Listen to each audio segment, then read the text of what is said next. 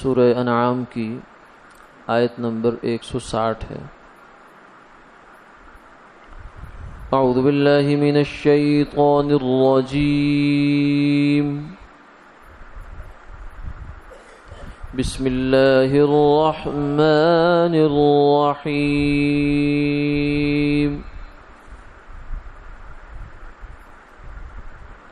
من جاء بالحسنة فله عشر أمثالها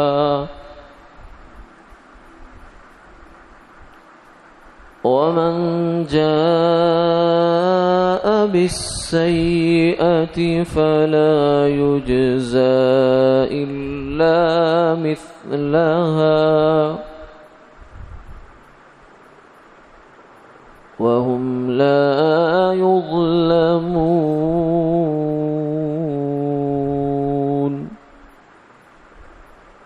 صدق اللہ العظیم۔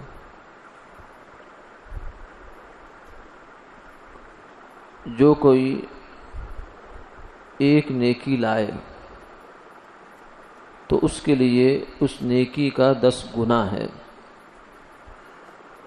اور جو کوئی ایک برائی لائے تو اسی کے برابر اسے سزا دی جائے گی، اور ان پر کوئی ظلم نہ ہوگا۔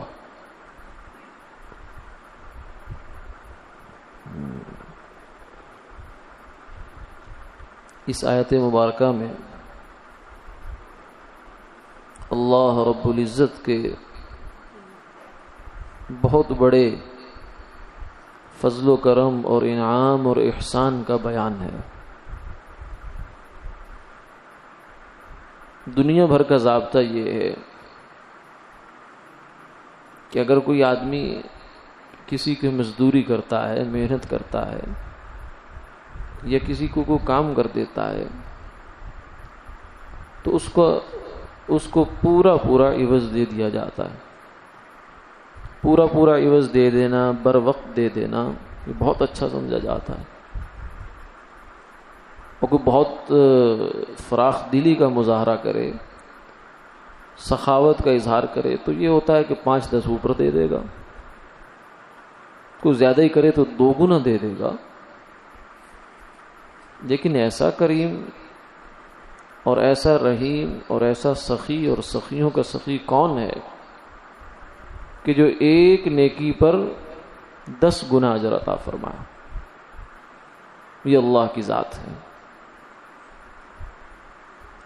اور یہ تو پھر مقدار جو ہے نا 10 گنا، یہ کم سے کم مقدار ہے۔ اس کے بعد تو پھر آگے واللہ یضاعف لمن یشاء، اللہ جس کے لیے چاہتے ہیں جتنا مرضی اس کے لیے بڑھا چڑھا کر اس کو آگے سے آگے اجر کو لے جاتے ہیں۔ من ذا الذی یقرض اللہ قرضا حسنا فیضاعف له اضعافا کثیرا، کون ہے جو اللہ کو قرض دے، یعنی اللہ کے راہ میں مال خرچ کرے، اللہ اس کو بڑھائیں گے بہت کئی گنا۔ یہ تو اللہ کا کرم ہی کرم ہے۔ حدیث پاک میں آتا ہے کہ آپ نے فرمایا کہ جب مسلمان بندہ کسی نیکی کا ارادہ کرتا ہے، یعنی عزم کر لیتا ہے کہ میں نے یہ نیک کام کرنا ہے، اس کے بعد کوئی عارضہ پیش آ گیا، کوئی رکاوٹ پیش آ گئی جس کی وجہ سے وہ نہیں کر پایا، کوئی عذر پیش آ گیا، ورنہ اس کے دل میں ارادہ بن گیا تھا کہ میں یہ کام کروں گا، تو وہ نہیں کر پایا، تو اس کے لیے فرمائے ایک نیکی لکھ لو۔ فرشتوں کو اللہ یہ حکم دیتے ہیں کہ ایک نیکی اس کے لیے بھی لکھ لو، کہ کار خیر کا ارادہ بھی خیر سے خالی نہیں۔ اچھے کام کا ارادہ کرنا یہ بھی اچھائی ہے، یہ ایک اچھائی ہے، اور اگر وہ نیکی کر لیتا ہے تو پھر اس کو 10 گنا لکھ لیا جاتا ہے۔ یعنی ایک عمل کرتا ہے تو اللہ کے ہاں اس کو لکھو کہ 10 کام کر لیے اس نے، یہ اجر کم سے کم ہوتا ہے، اس کو ملتا ہے۔ اور اگر برائی کا انسان ارادہ کرے اور عزم کر لے کہ میں یہ کام کروں گا برا، جیسے مثلا چور چوری کے لیے نکل پڑا، کوئی رکاوٹ نہیں ہے، لیکن پھر اس کو خوف خدا آ گیا، اللہ کا ڈر اس کو مانع ہو گیا، رکاوٹ بن گیا کہ وہ واپس پلٹ آیا۔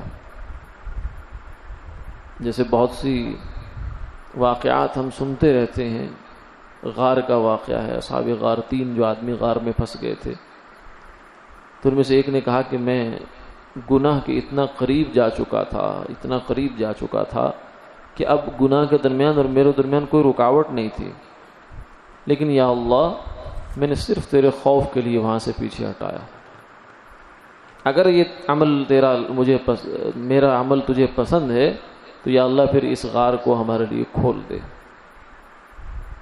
تو یہ برائی سے پیچھے ہٹانا، بالکل اسباب مہیا ہیں، سب کچھ تیار ہے، عزم بھی موجود ہے، طاقت بھی موجود ہے، ہمت بھی موجود ہے، سب کچھ ہے، لیکن پھر قدم پیچھے پلٹا لینا یہ بھی بہت بڑی نیکی ہے۔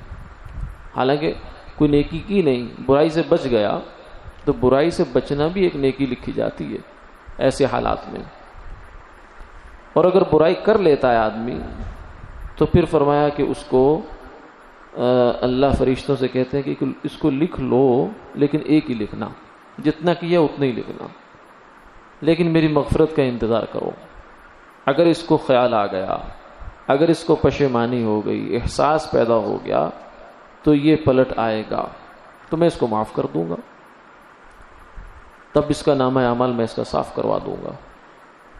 تو فرمایا کہ ایسی کریم ذات کے ساتھ جب معاملہ ہو انسان کا، تو اس کے بعد کوئی بیچارہ بہت ہی محروم قسم کا آدمی ہے، بے نصیب آدمی ہے جو اللہ کی رحمت سے محروم رہ جائے، ورنہ اللہ کی رحمت جب اتنی وسعت کے ساتھ اور اتنی فراخی کے ساتھ آ رہی ہے تو اللہ کی رحمت سے محروم وہی رہ سکتا ہے جس نے تباہ ہونے کی ٹھان رکھی ہے، جس نے پکا ارادہ کر رکھا ہے۔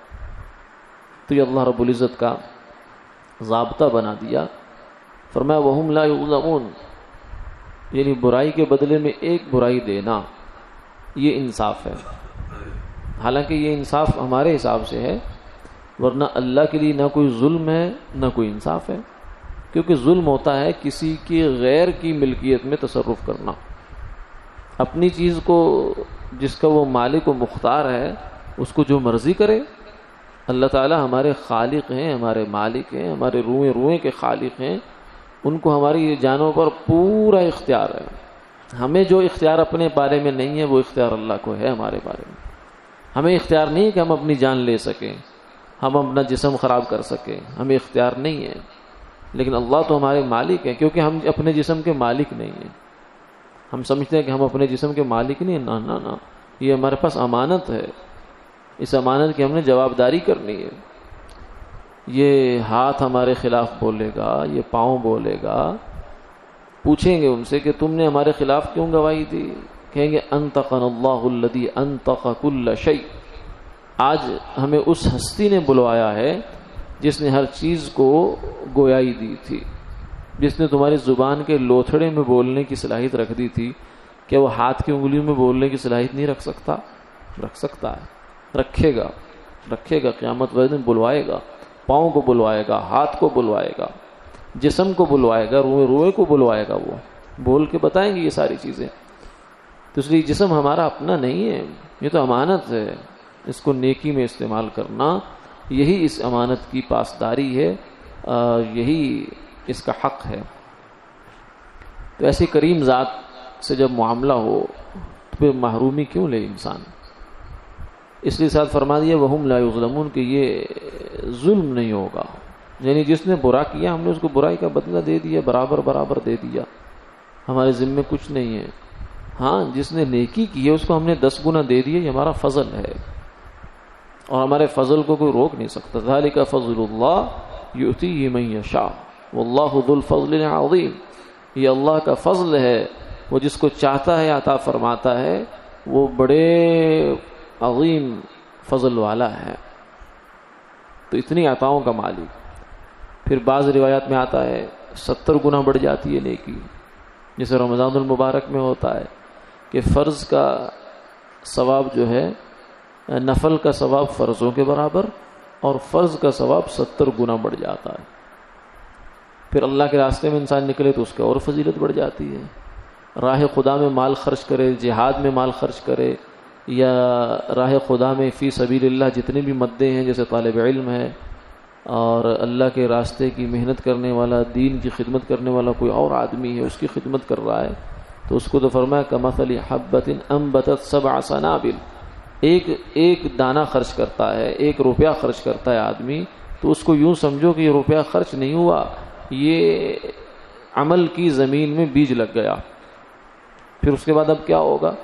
اس میں سے کونپل نکلے گی، پھر اس میں سے جو ہے وہ پودا نکلے گا، پودا اس کے اوپر پھر سٹے لگیں گے، بالیاں لگیں گی، خوشے لگیں گے، اس کے اندر فی کل سنبلۃ 100 حبہ، ہر سٹے کے اندر 100 دانہ نکل آئے گا۔ ایک دانہ بیج میں زمین میں گیا تھا، ایک بیج، اور اس سے ہر سٹے میں 7 بالیاں، تو 700 دانے نکل آئے اس سے۔ یہ کمال ہے، یہ اللہ کا فضل ہے۔ تو یہ اس کے فضل کی بات ہے، وہ جس کو مرضی دے، ظلم نہیں ہے یہ۔ اسی لیے تو حدیث پاک میں آتا ہے کہ یہودیوں کی جو ہے عمر وہ لمبی ہوئی، عیسائیوں کی بھی ہوئی، امت محمدیہ کا کام تھوڑا اور اجر زیادہ۔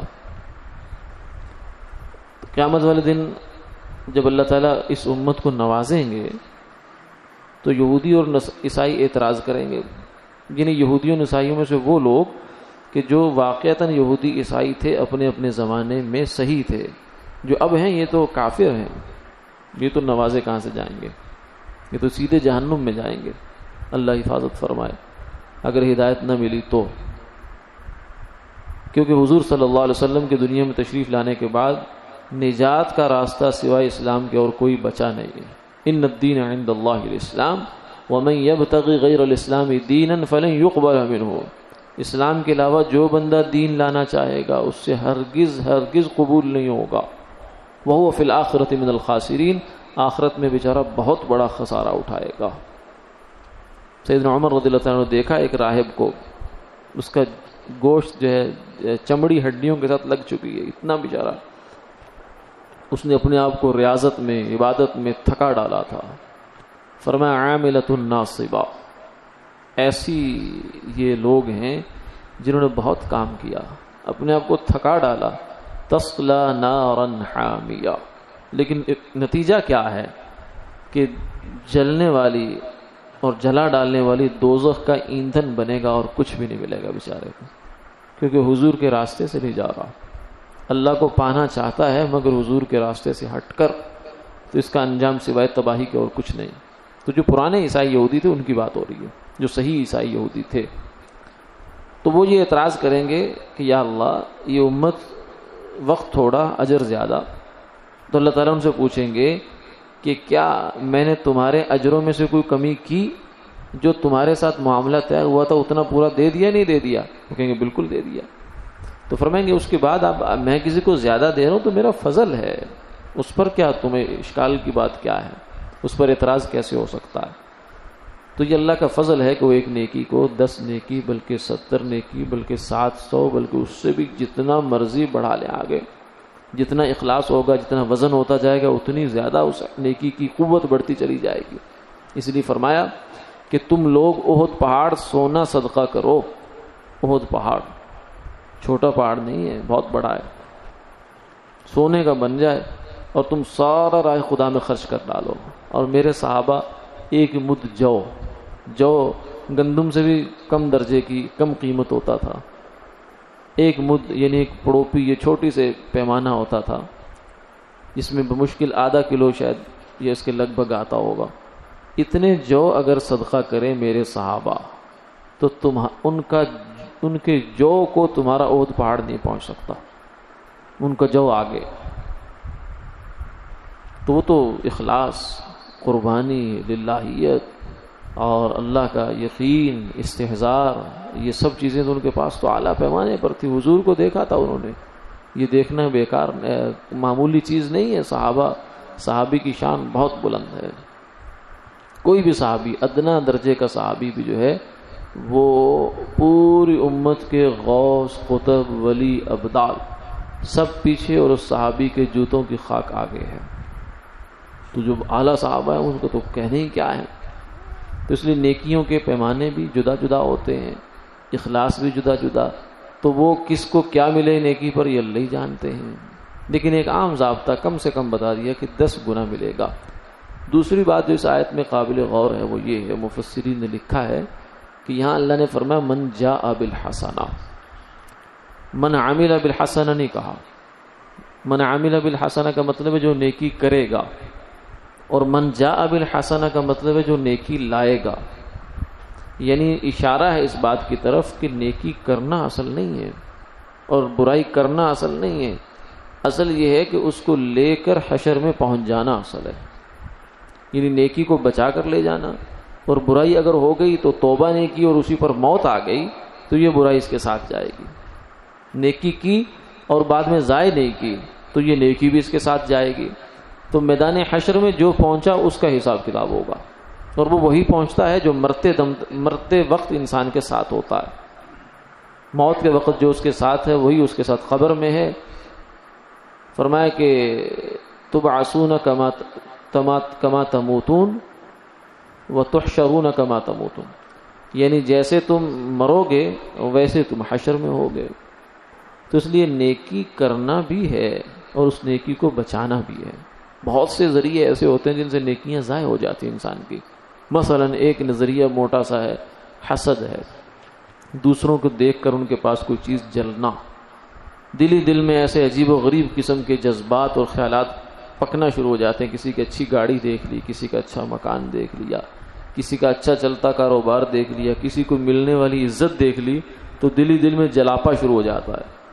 تو یہ جلاپا جو شروع ہوا نا، تو یہ صرف دل کو نہیں جلا رہا، یہ نیکیوں کو بھسم کرے جا رہا ہے. ان الحسد یاکل الحسنات کما تاکل النار الحطب.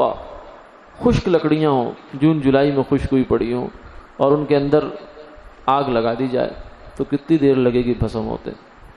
جتنی آگ بڑھتی جائے گی اتنی زیادہ اس کی تباہی بڑھتی جائے گی. تو جتنا حسد بڑھتا جائے گا اتنا نیکیوں کو صاف کرتا جائے گا. فرمایا ایاکم وافساد ذات البین فانها الی الحالقہ، کہ آپس کے معاملات یعنی دلوں کے اندر صفائی رکھا کرو، دلوں کے اندر بغض نہ پالا کرو، ایک دوسرے کا میل نہ پالا کرو. فانها الی الحالقہ، کیونکہ یہ نیکیوں کو ایسے مونڈ دیتی ہے جیسے اس طرح بالوں کو مونڈتا ہے. ٹھنڈے پانی سے سردیوں میں وضو کیا، نماز پڑھی، کتنی محنت مشقت سے مال خرچ کیا، زکوٰۃ دی ہو، حج کیا کس زمانے میں، اور 2-4 باتیں کر کے سارے پر پانی پھیر دیا. اس سے بڑا کون بیچارہ محروم آدمی ہے. تو اس لیے نیکی کرنی بھی ہے اور اس نیکی کو بچا کر قبر میں بھی لے جانا ہے. سب سے بڑی نیکی ایمان ہے، وہ بھی بچانا ہے. پھر اعمال صالحہ ہیں، وہ بھی بچا کر قبر میں ساتھ لے جائیں گے. تب جا کر اللہ تعالیٰ کا فضل متوجہ ہوگا اور آخرت میں ہمیں انشاءاللہ یہ درجات نصیب ہوں گے. اللہ تعالیٰ عمل کی توفیق عطا فرمائے. آمین آمین یا رب العالمین. اللهم صل على سيدنا ومولانا محمد وعلى آل سيدنا ومولانا محمد وبارك وسلم ثم صل عليه. اللهم إنا نسألك العفو والعافية والمعافاة في الدين والدنيا والآخرة. لا إله إلا الله يا أرحم الراحمين. لا إله إلا الله يا أرحم الراحمين. لا إله إلا الله يا أرحم الراحمين. يا حي يا قيوم برحمتك نستغيث. أصلح لنا شأننا في الأمور كلها وأجرنا من خزي الدنيا وعذاب الآخرة. وصلى الله تعالى على خير خلقه محمد وآله وصحبه أجمعين برحمتك.